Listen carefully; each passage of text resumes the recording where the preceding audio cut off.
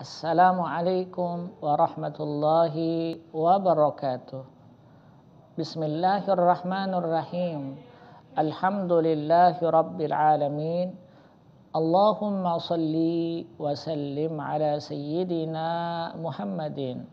Salata abdin qallat hilatuhu wa rasulullah wasilatuhu. Fa anta laha ya ilahana wa likulli karbin azim. Fafarrij ma nahnu fihi bisirri bismillahirrahmanirrahim. Segala puji bagi Allah, Tuhan semesta alam yang memberikan kita kenikmatan. Tidak ada nikmat yang paling indah dan paling berharga di dunia ini melainkan nikmat keimanan. Kita menjadi orang yang beriman kepada Allah, kita menjadi orang yang beriman kepada Rasul-Nya, menjadikan kita orang-orang yang beruntung. Karena nikmat iman adalah nikmat yang bisa menyelamatkan kita baik hidup di dunia sampai kita nanti menuju alam akhirat. Dengan kenikmatan itu lalu Allah jadikan kita senantiasa bersalawat kepada Nabi besar Muhammad sallallahu alaihi wasallam dengan ungkapan Allahumma salli wa sallim ala sayyidina Muhammadin wa ali sayyidina Muhammad. Salawat salam yang kita akan haturkan selalu kepada baginda Rasul sallallahu alaihi wasallam. Para pemirsa TPRI Kalimantan Selatan dimanapun Anda berada, semoga Allah menjadikan semua waktu kita diliputi dalam kebaikan dan kita menjadi hamba-hamba Allah yang senantiasa syukur dan selalu mengingatnya. Hari ini mutiara hadis kita akan mencari sebuah mutiara yang indah dari hadis yang diriwayatkan oleh Imam Ibnu Hibban. Kita tahu bahwa Ibnu Hibban sebagaimana hadis-hadis sebelumnya adalah seorang mukhrij atau yang mengeluarkan hadis berdasarkan sanadnya, dan dia telah menulis sebuah kitab hadis bernama Sahih Imam Ibnu Hibban. Imam Ibnu Hibban adalah orang Arab yang bermukim di Afghanistan, yang sehingga dengan kondisi dia dari situ akhirnya Ibnu Hibban banyak mendapatkan ilmu pengetahuan, dan apa yang menjadi pola pikirnya dipengaruhi oleh Imam Ibnu Khuzaimah. Hadis dimulai dari perkataan Haddatsana Muhammad Ibnu Abbas Ibnu Ayyub, haddatsana Ubaidu Ibnu Ismail, wa haddatsana Ishaq bin Jamil, haddatsana Sufyan bin Waqi'. Qala, yaitu Ishaq bin Jamil dan Sufyan bin Waqi' mengatakan keduanya, haddatsana Jami'un bin Amr, yakni Jumai' bin Amr. Kata mereka berdua, muara hadisnya didapati dari Jumai' bin Amr.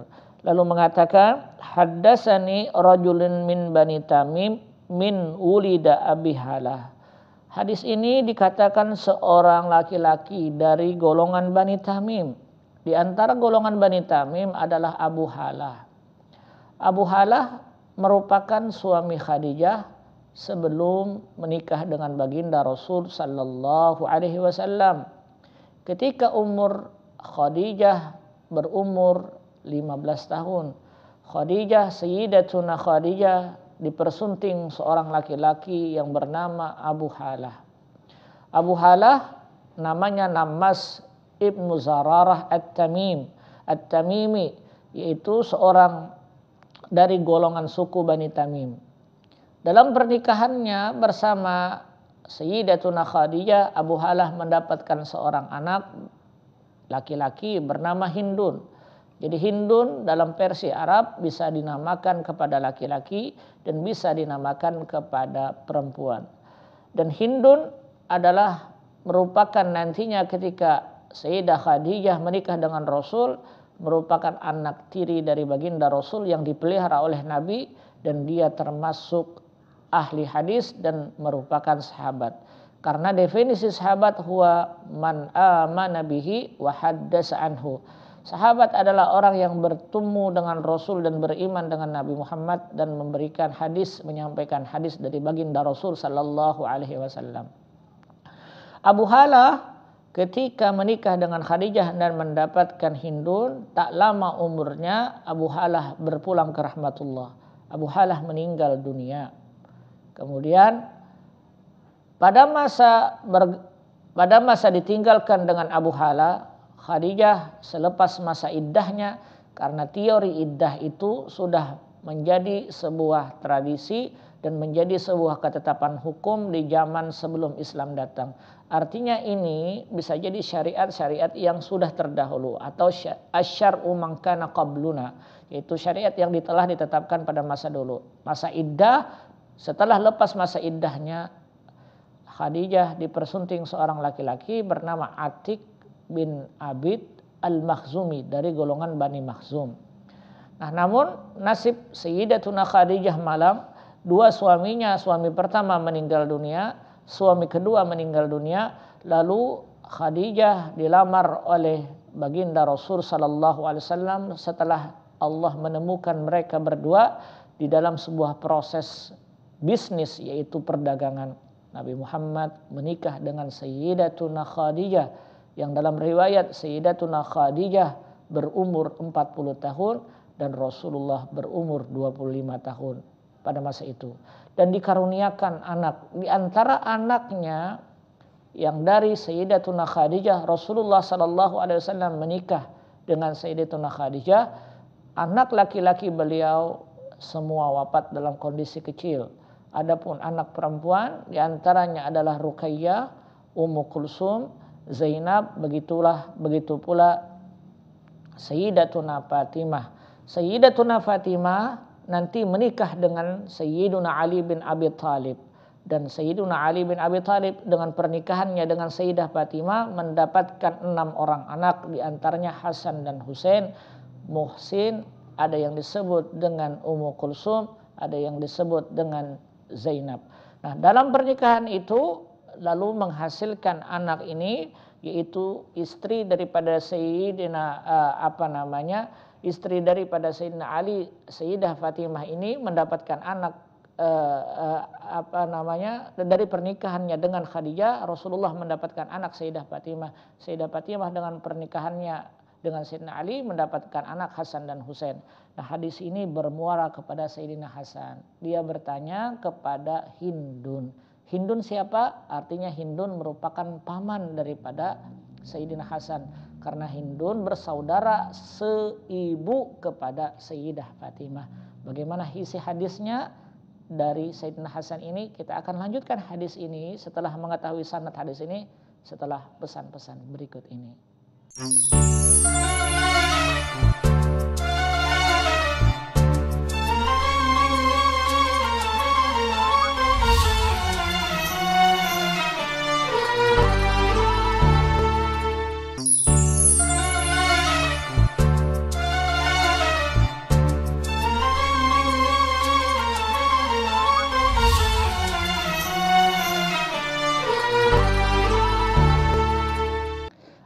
Allahumma salli wa sallim ala sayyidina Muhammadin wa ali sayyidina Muhammad.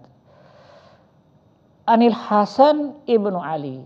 Lihat muara hadis ini sebagaimana yang telah diceritakan sebelumnya dari Sayyidina Hasan. Hasan kita tahu bahwa adalah cucu dari baginda Rasul sallallahu alaihi wasallam yang dicinta. Hasan besar nantinya tumbuh dan mendapatkan keturunan. Begitu pula Sayyidina Husain. Bedanya Sayyidina Husain jatuh di sebuah pertempuran yang berdarah, yaitu di sebuah tempat namanya Karbala. Adapun Hasan beliau wafat yang makamnya adalah di Baqi. Nah, Hasan bercerita kepada kita semua. Kata Hasan bin Ali, cucunya Rasul sallallahu alaihi wasallam, faqala sa'altu khali Hindan. Aku bertanya kepada pamanku Hindun. Khal dalam bahasa Arab dibedakan. Kalau paman dari tiba ke ibu, maka disebut dengan khalun. Kalau dia tiba ke bapak namanya ammun. Maka dia katakan dalam hadis ini, sa'altu khali Hindan. Aku bertanya kepada pamanku Hindun. Artinya Hindun anak Sayyidatuna Khadijah dengan pernikahan kepada Abu Halah adalah seorang laki-laki, bukan seorang perempuan. Aku bertanya kepada pamanku Hindun, kata Hasan bin Ali. Sayyidina Hasan bertanya, artinya rupanya cucu baginda Rasulullah ini ingin memperbanyak ilmunya kepada siapapun termasuk kepada paman-pamannya. Faqultu sibli mantiqahu. Allahu Akbar. Kata Sayyidina Hasan kepada pamannya, kepada Hindun, wahai paman, sifatkan kepadaku mantiqahu, sifat-sifat keseharian junjungan kita Nabi besar Muhammad sallallahu alaihi wasallam. Paman, sifatkan kepada saya bagaimana kepribadian kakek. Sayyiduna Hindun ibnu Abi Hala, Hindun selaku pamannya Sayyidina Hasan terdiam. Beliau mengatakan dengan luar biasanya, Hasan, keponakanku, kata Sayyiduna Hindun, karena Rasulullah sallallahu alaihi wasallam, kalau kita melihat ayah itu karena ayah tirinya, kakek itu Rasul sallallahu alaihi wasallam itu mutawassilal ahzan. Beliau senantiasa diliputi dengan kesedihan. Kesehariannya senantiasa berpikir saja. Banyak sedihnya, banyak cobaannya dibanding banyak senangnya. Lihat, kalau kita melihat keadaan hadis-hadis dari tahun Patrah di mana Nabi diangkat menjadi seorang Rasul berumur 40 tahun. Sebelum Nabi diangkat menjadi seorang Rasul, Nabi seorang pembisnis besar. Kekayaannya luar biasa. Karena itu Nabi terkenal, apalagi setelah menikah dengan Sayyidatuna Khadijah. Tapi setelah Patrah pada masa Nabi menjadi seorang Rasul, Hindun pun menjadi saksi sejarah bahwa Nabi Muhammad SAW diliputi dengan semua ujian. Karena itu beliau mensifatkan mutawassilal ahzan. Nabi senantiasa dirundung kesedihan. Bukan sedih karena banyak hal yang tidak diinginkan, tapi sedih karena banyak cobaan dan ujian dari Allah Subhanahu wa taala. Tetapi kesedihan Rasul sallallahu alaihi wasallam bukan sembarangan. Karena sedihnya Nabi agar kalimatut tauhid li'ila kalimatillah, tujuannya adalah hanya ingin menjunjung tinggi kalimat-kalimat Allah, yaitu la ilaha illallah. Dalam kondisi kesedihan, beliau daimal fikri. Nabi itu kesehariannya senantiasa berpikir, bukan berpikir untuk dirinya, tapi berpikir untuk orang lain. Bagaimana menjadi orang yang terbaik untuk dirinya dan untuk orang lain. Karena itu khairukum ma yanfa'un nas. Sebaik-baik kita adalah yang bermanfaat untuk orang lain. Daimul fikri, Nabi senantiasa berpikir, berkreasi setiap harinya untuk dirinya dan bagaimana caranya untuk menjadi yang terbaik kepada orang lain. Inilah sifat Rasul sallallahu alaihi wasallam yang kedua. Walaisat lahu raha. Susah sekali melihat kakekmu itu mendapatkan waktu yang luang. Melihat kondisi Rasul sallallahu alaihi wasallam itu, Nabi sangat sibuk. Laisat lahu raha. Tidak ada mendapatkan keadaan-keadaan yang sangat santai. Nabi luar biasa sibuknya. Nabi memikirkan umat. Nabi memikirkan semuanya. Nabi memikirkan seorang masyarakatnya. Sehingga itu Nabi selaku pemimpin umat, pemimpin masyarakat. Luar biasa. Walaisat lahu raha. Kata Hindun, susah sekali mencari waktu luang bagi kakekmu itu. La yatakallamu fi ghairi hajatin. Rasulullah itu kalau berbicara tidak akan berbicara kecuali berdasarkan apa yang dihajatkan. Sehingga Nabi tidak melakukan kalimatul fudul, kalimat yang berlebihan. Nabi hanya berbicara hal-hal yang penting saja. Karena takut perkataan itu diuji oleh Allah Subhanahu wa taala. Karena setiap perkataan akan dipertanggungjawabkan di sisi Allah. Karena itu ayahmu, kakekmu itu tidak akan berbicara kecuali berdasarkan hajat apa yang diinginkannya saja. Sehingga kalau ada orang bertanya, beliau menjawab sebagaimana pertanyaan itu saja. Tawilas sakti. Ayahmu, kakekmu itu lebih banyak diam dibanding berbicara. Yabtatihul kalam wa yakhtimuhu bi asdiqah. Rasulullah itu kalau berbicara membuka perkataan dan menutup perkataan dengan sangat serius dan memberikan petunjuk di dalamnya. Maknanya Nabi setiap ungkapannya itu mengandung makna yang luar biasa. Allahu Akbar. Wa yatakallam bi jawami'il kalim. Rasulullah itu kalau berbicara dengan mutiara-mutiara perkataan.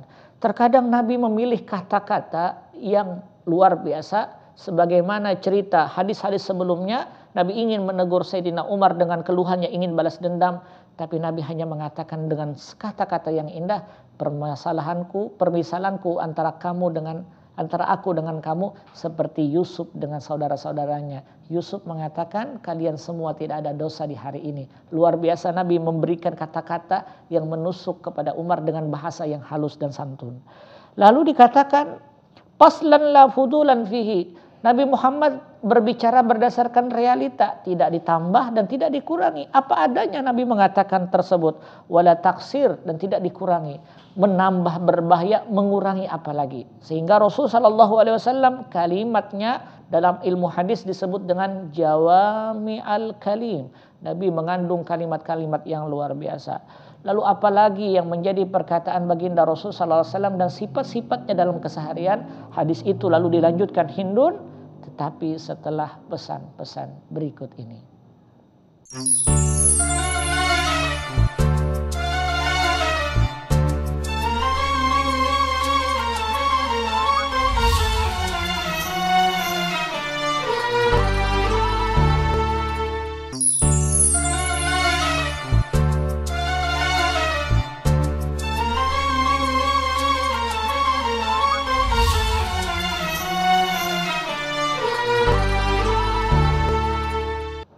Allahumma salli wa sallim ala Sayyidina Muhammad wa ala ahli Sayyidina Muhammad. Tak habis rasanya membicarakan baginda Rasul sallallahu alaihi wasallam. Hadis kita hari ini adalah hadis yang diungkapkan oleh Sayyiduna Hindun Ibnu Abi Halah ketika Sayyidina Hasan bertanya kepadanya. Lalu kata Sayyidina Hindun, damisun laysa bil jab wala bil mahin. Rasulullah sallallahu alaihi wasallam itu dalam kesehariannya damisun laisa bil jab, tak pernah melakukan sebuah perkataan yang kasar yang menyudutkan orang lain. Perkataannya halus sekali. Wala bil mahin, dan tidak juga dengan perkataan yang meremehkan orang lain. Rasul bisa memilih kata-kata dengan kata-kata bijak, tak dengan kata-kata yang kasar, bahkan dengan kata-kata yang kotor. Yu'azzimu ni'mata wa indaqqa. Rasul sallallahu alaihi wasallam itu senantiasa mengagungkan semua nikmat. Nabi tak pernah mencela makanan, sekalipun makanan itu tidak terasa nyaman untuknya. Nabi hanya mengatakan tersenyum, atau ketika ditanya oleh istrinya, tidak ada makanan yang paling indah kecuali yang Anda masak. Al-muhawarah bainahuma. Sehingga terjadilah dialog antara keduanya. Ketika Aisyah memasak sebuah makanan, karena Sayyidah Aisyah cemburu dengan ungkapan Nabi kepada Sayyidah Khadijah, diberikanlah masakan berupa idam, makanan yang ada di sana kuah, lalu disuguhkan kepada Rasul sallallahu alaihi wasallam. Lalu Nabi merasakan makanan tersebut. Makanan tersebut terasa asin rasanya. Apa kata Nabi? Untuk memberikan kabar baik kepada Sayyidatuna Aisyah, sekalipun makanan itu asin, Nabi mengatakan kepada Sayyidatuna Aisyah, tidak ada makanan yang paling indah dan yang paling enak kecuali dari masakan engkau. Padahal masakan itu teramat masin, kata Aisyah. Ini diceritakan oleh Nabi Muhammad SAW dari lisannya Aisyah radhiyallahu anha.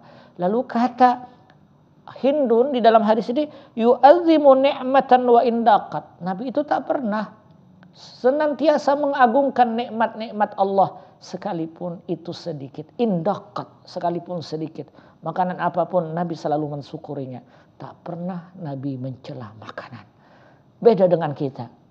Sekalipun banyak makanan, kalau makanan itu tidak enak, kita akan katakan makanan ini tidak nyaman untuk kita. Sekalipun harganya mahal, makanan ini makanan yang tidak mengenakan dan sebagainya. Kata-kata yang luar biasa yang terkadang kita ucapkan. Tapi Nabi yu'azzimu ni'mata wala yadhummu minha syai'an. Bahkan Nabi tidak pernah menghinakan makanan tersebut. Nah, berbeda dengan kita. Kita kalau bentuknya yang aneh-aneh, lalu kita sebut makanan itu dengan makanan yang luar biasa. Karena makanannya itu pedas, lalu kita katakan makanan setan. Ada rumah makan yang dibikin dengan kalimat-kalimat konotasi yang tidak bagus. Misalnya pedasnya pedas setan. Padahal setan adalah orang yang dihina oleh Allah. Namun Nabi Muhammad la yazummu minha syai'an. Nabi tidak pernah menghina makanan. Kalau pedas makanan setan berarti cabai rawit, cabai-cabayan yang lain merupakan makanan setan karena mereka adalah pedas. Ini adalah sebuah konotasi yang tak bagus. La taghdibuhu dunya wa ma kana laha. Kata Sayyidatuna Hindun, Rasul itu tidak pernah dibikin marah oleh dunia. Kalau hanya sekedar perkara dunia, Nabi tidak pernah sedikit pun terlihat marah. Apapun berbeda dengan kita. Kehilangan apapun di sisi kita langsung kita marah. Atau karena misal saja HP kita diinjam oleh teman. Lalu HP ini lecet karena jatuh, setengah mati kita memarahi teman. Karena perkara keduniaan. Nabi kata Hindun, la tughdibuhu dunya wa ma kana laha. Kata Hindun, dunia tidak bisa membuat Nabi marah.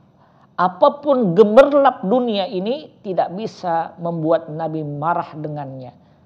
Ketika kehilangan dunia, ketika bisnis menggunung sebelum Nabi diangkat menjadi Rasul, setelah Nabi diangkat menjadi Rasul, seluruh pembisnis meninggalkan Rasulullah. Apakah Nabi sedih? Tidak sedih.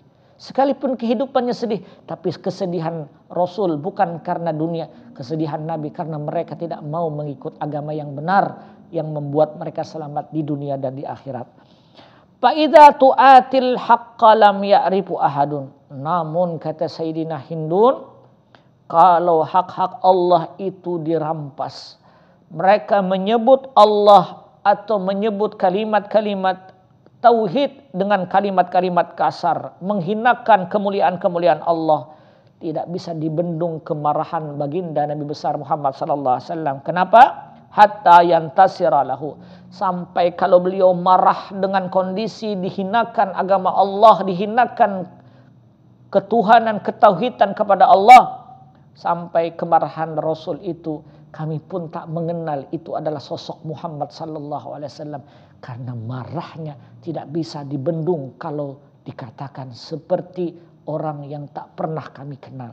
Nabi Muhammad tegas, Nabi Muhammad ramah, Nabi Muhammad juga bisa marah ketika kemuliaan Allah dihinakan. Ida asyara asara bikaffihi kulliha.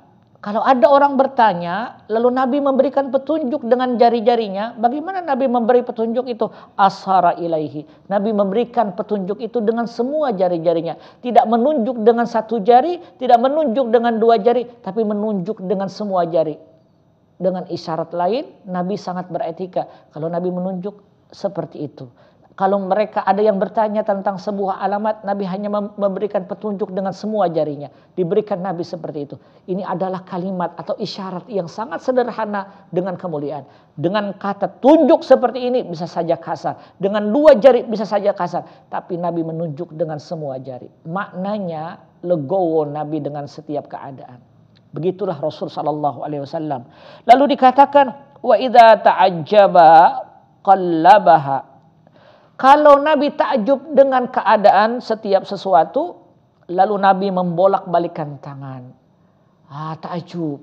Beberapa guru-guru kami ketika berdoa pernah membolak-balikan tangan karena takjub dengan bahasa-bahasa yang dikeluarkan, karena takjub melihat kondisi yang ada pada masa itu, lalu membolak-balikan tangan. Bolak-balik rupanya ada isyarat di dalam hadis.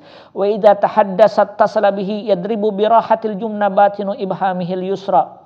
Kalau Nabi berbicara kepada orang lain, biasanya Nabi memegang jari kiri jempolnya dipegang oleh Rasul seperti ini.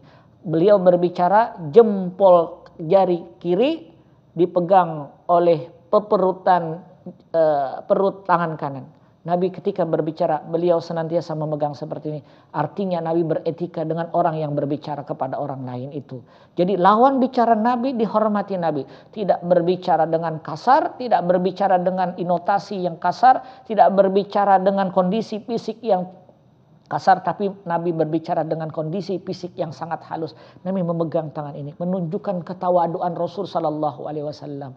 Inilah hadis yang diriwayatkan oleh Imam Ibnu Hibban terhadap keseharian Nabi. Kalau kita melihat hadis ini, boleh kita simpulkan bahwasanya Rasul itu orangnya ramah dengan orang lain, bijaksana dalam setiap putusan, kegiatannya selalu diisi, kesehariannya selalu diisi dengan kegiatan, dan penuh kesehariannya memikirkan bagaimana bermanfaat untuk orang lain. Itulah baginda Rasul Sallallahu Alaihi Wasallam. Bahkan Nabi tak pernah mengatakan kata-kata yang tak penting, tapi beliau melakukan ucapan yang mengandung mutiara petunjuk untuk orang lain. Itulah Nabi kita, Nabi Muhammad Sallallahu Alaihi Wasallam. Semoga Allah menjadikan kita mutaba'ah, senantiasa mengikut Nabi zahiran wa batinan, baik secara fisiklis, secara apa yang telah dilakukan oleh Rasul dalam keseharian, atau secara batin yang senantiasa ingat kepada Allah. Dan kita termasuk orang-orang yang disayang oleh beliau sehingga mendapatkan syafaat Nabi besar Muhammad sallallahu alaihi wasallam. Aqulu qauli hadza subhanakallahumma wa bihamdika asyhadu an la ilaha illa anta, assalamualaikum warahmatullahi wabarakatuh.